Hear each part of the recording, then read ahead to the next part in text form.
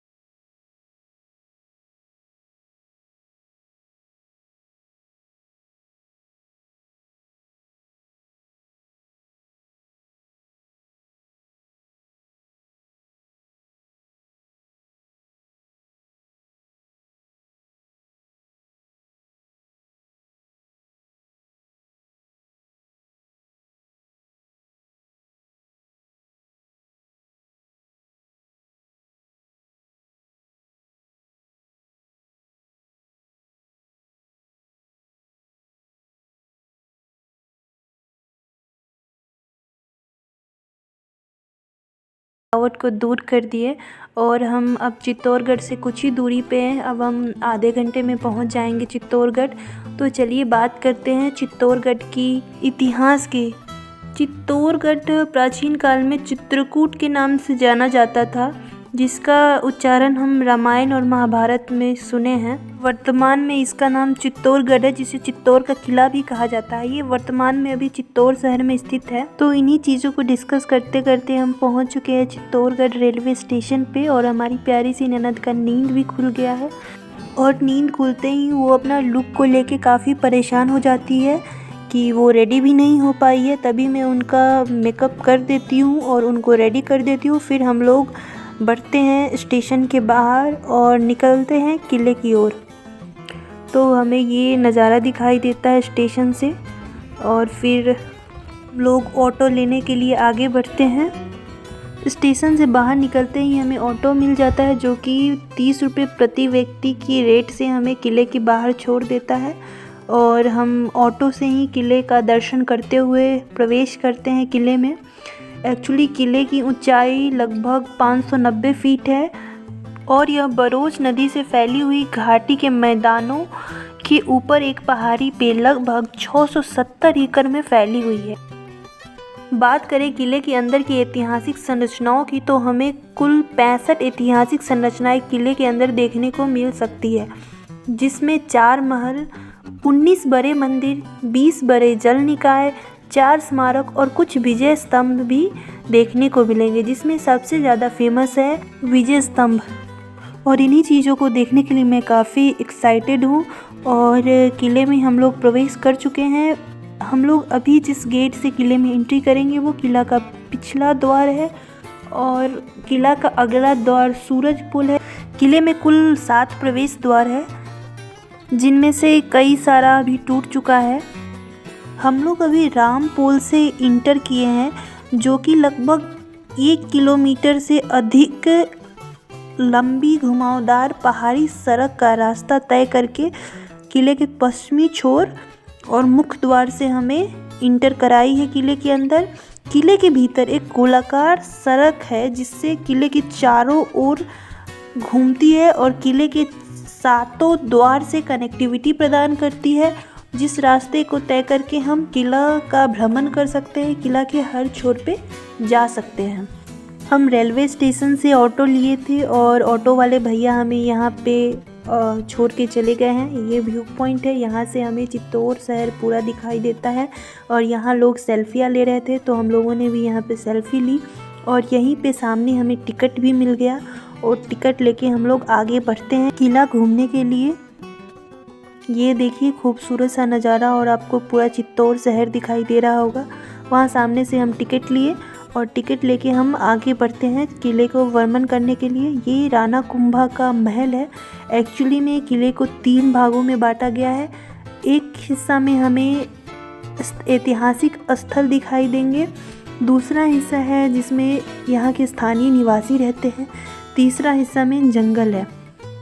तो हम अभी राणा कुंभा के महल को एक्सप्लोर करेंगे और फिर आगे बढ़ेंगे और भी ऐतिहासिक धरोहरों को देखने के लिए। राणा कुंभा महल एक बड़ी ऐतिहासिक संरचना है जो लगभग 1498 से 1546 के बीच बनाया गया है। इसमें मीराबाई का महल और कुंवर पांडे का महल भी शामिल है। साथ ही हमें देखने को मिलता है मीराबाई का मंदिर, कालिका माता मंदिर, झेमकरी मंदिर, जैन मंदिर, कुंभ श्याम मंदिर इत्यादि, जो कि कुंभा महल से आगे जाने पे हमें देखने को मिलता है। और महल का ये हिस्सा में हमें ऐतिहासिक संरचनाएं देखने को मिलती है। हम जब इंटर करते हैं गेट से तो हमें ये गोल 9 लाख खजाना भवन दिखाई देता है, जो आपको दिखाई दे रहा है सामने। उस समय इसमें 9 लाख मुद्राएं रखी जाती थी और जिस खजाना का उपयोग इमरजेंसी में किया जाता था। बाद की शताब्दियों में महल के क्षेत्र का और विस्तार किया गया, जिसे राणा रतन सिंह पैलेस या फतेह प्रकाश पैलेस कहते हैं। और इसका निर्माण राणा फतेह सिंह के द्वारा किया गया था, जो कि आज के टाइम में राणा कुंभा महल के पास एक आधुनिक संग्रहालय के रूप में स्थित है। और ये जो सामने व्हाइट दिख रहा है ये है फतेह प्रकाश पैलेस, जो महल है राणा रतन सिंह जी का, जो कि पद्मिनी जी का पति थे। और अब हम जा रहे हैं किले के सबसे उत्तरी छोर में राणा रतन सिंह जी के पैलेस को देखने। और यहाँ तक पहुँचने के लिए हमें पार करना पड़ता है किले के भीतर बसे स्थानीय निवासियों के मोहल्ले को, जिसमें लगभग 3000 लोग रहते हैं।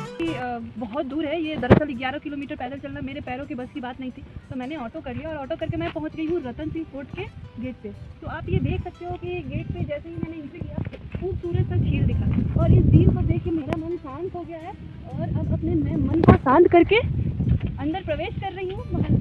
तो आप देख रहे हो सामने, यहाँ पे लगता है कि राजा से जब गुस्सा हो जाती होगी रानी, तो यहाँ पे आके ऐसे मेरी तरफ बैठ के अपने मन को शांत करती होगी। और यहाँ पे इतनी ठंडी ठंडी मीठी मीठी हवा आ रही है ना कि मुझे भी रानी की तरफ फील हो रहा है। और मैं अभी थोड़ा 10 मिनट यहाँ आराम करूँगी और फिर मैं जाऊँगी फोर्ट देखने। हवा चले। और ये हमारा टीम है जिसके साथ हम आए हैं चित्तौड़गढ़ फोर्ट की मजा लेने। तो ये लोग अपना फोटो क्लिक करवाने में बिजी है। एक्चुअली मेरे हस्बैंड को मेरे साथ फोटो क्लिक करवाने में कोई इंटरेस्ट है नहीं और मैं ज़बरदस्ती फोटो क्लिक करवा ली हूँ 2-4। तो मैंने सोचा कि आप लोग से इंटरेक्ट कर लें। हेलो प्रणव। तो आप लोग देख सकते हैं ये कैसे मुझे इग्नोर कर रहे हैं। किले के सबसे उत्तरी छोर पे होने के कारण यहाँ पे काफ़ी लोग नहीं आते हैं, जबकि ये बहुत ही खूबसूरत पैलेस है। यहाँ पे जैसे ही हम इंटर करते हैं हमें बहुत ही खूबसूरत झील देखने को मिलता है, जैसा कि आपने भी देखा है। और जैसे ही हम इस महल के अंदर एंट्री करते हैं हमें ये बहुत ही सुंदर सा गार्डन दिखाई देता है और ये मंदिर दिखाई देता है जो काफ़ी अच्छा है। इस किले के सभी मंदिरों को नागरा स्टाइल में बनाया गया है। इस गार्डन में थोड़ा विश्राम करने के बाद हम लोग अंदर प्रवेश करते हैं महल के।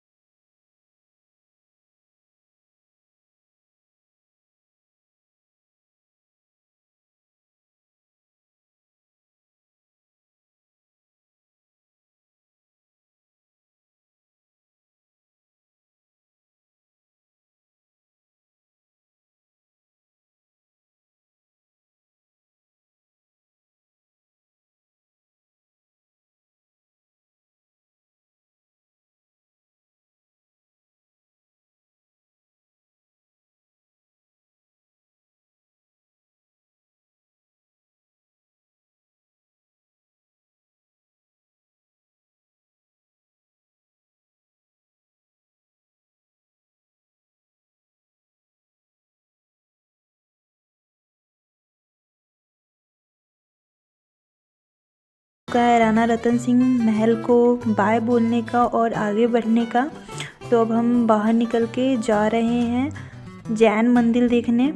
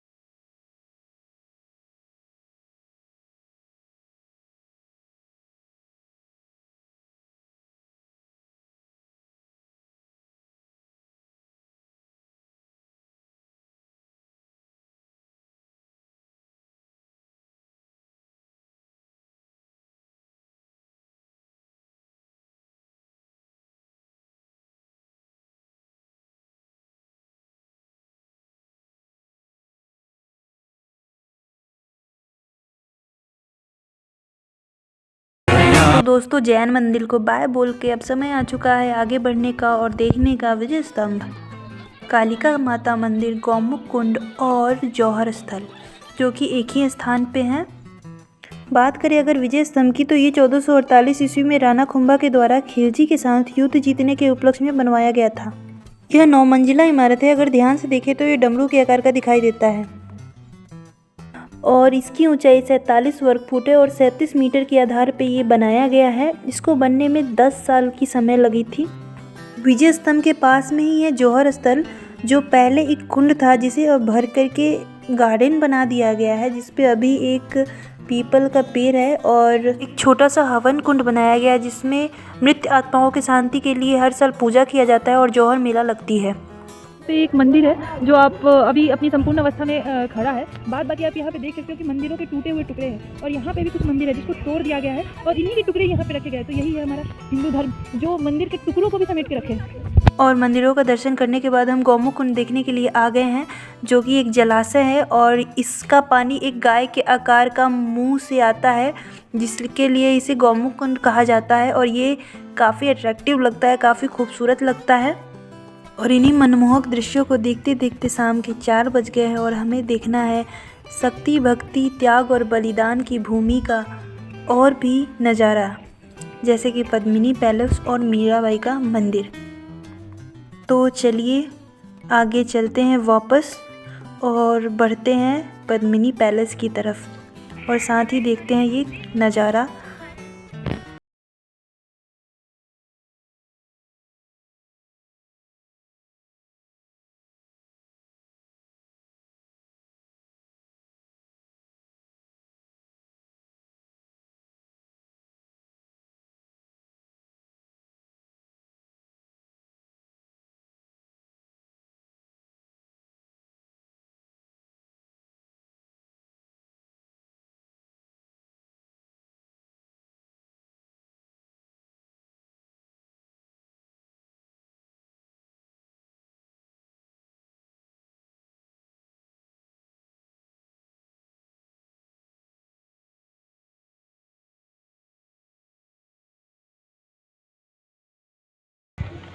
हम लोग आ चुके हैं सूरज पोल की तरफ। उस समय का ये जो सूरज पोल था ये मेन एंट्री पॉइंट था और इसी रास्ते से आक्रमणकारी सबसे पहले आगे आएंगे। ये मेन पॉइंट था। हम लोग जो बैक साइड में एक लक्ष्मण पोल है, पहले किले में क्या था 7 दरवाजे थे जो टूट चुका है। पोल मतलब दरवाजा, तो अब सिर्फ 2 बचे हैं। तो ये सूरज पोल था और सूरज पोल से ही खिलजी ने एंट्री किया था। और यहाँ पे सामने जो है ये बैटल फील्ड है जो यहाँ पे कल लड़ाई हुई थी घमासान और जिससे खिलजी ने एंट्री किया। तो जैसे ही यहाँ से एंट्री किए वहाँ पे आप दरवाजे में देख सकते हो कि बड़े बड़े कील ठोके गए। वो इसलिए ठोके जाते थे ताकि जो हाथी या फिर जो भी उसको जल्दी तोड़ ना सके। तो उसका एक मीनिंग होता है। अब तो जो दरवाजा है वो टूट चुका था और ये फिर से दोबारा से बनवाया गया है क्योंकि इस किले की और इसके अंदर की जो भी महल है उसको खिलजी ने बहुत ही बुरी तरह से ध्वस्त कर दिया, चाहे वो मंदिर हो, चाहे महल हो, चाहे पद्मनी पैलेस हो, एवरीथिंग। अब क्या है ना कि ये जो बैटल फील्ड था इसमें उस समय के जो किसान थे बहुत हेल्प किए थे राजा को लड़ाई में। तो अब राजा ने इन लोगों को दान में दे दिया खेती करने के लिए। तो अब इस बैटल फील्ड में खेती होता है और जो यहाँ के किसान हैं उनकी इससे रोजमर्रा की जीवन चलती है।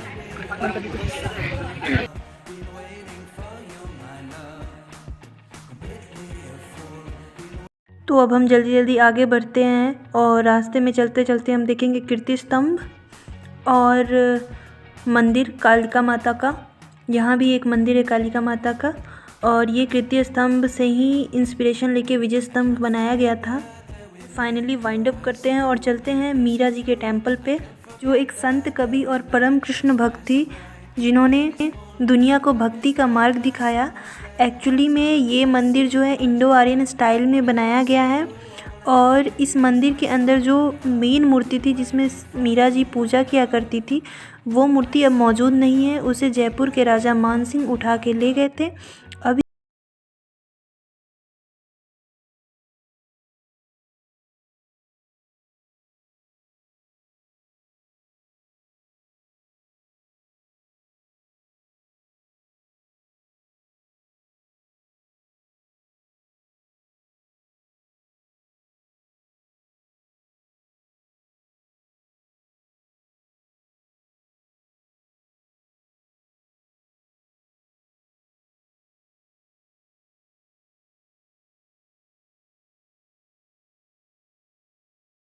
the video, if you like the video, please like, share and subscribe.